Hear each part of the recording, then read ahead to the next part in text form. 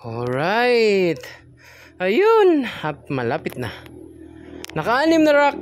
At yung panghuli, hindi pa nalagyan ng mga bakal sa gilid. At pagkatapos niyan ay i-full weld niya na at isa-sander na.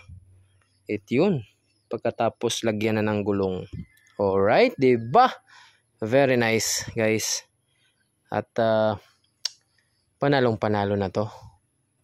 So, hopefully this year, target namin makapag-operate dito. So, until December pa. Siguro by November or bare months. Bare months namin, try itong buksan. Yung ating backyard factory. At sana ay suportahan ng masa yung ating produkto, guys. At yun.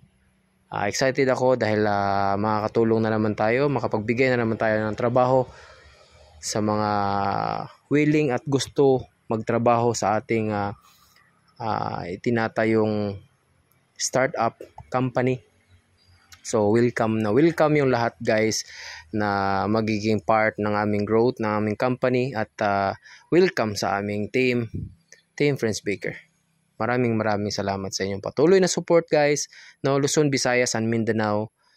Target namin within 5 years, guys, makarating sa inyong lugar itong mga produkto namin, no?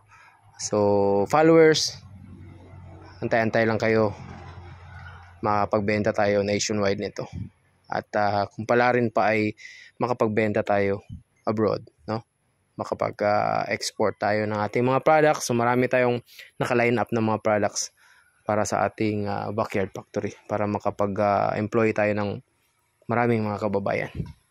Yun lamang po, at maraming salamat patuloy sa inyong suporta, guys. Andito lang yung Team Friends Baker. Thank you. Good afternoon.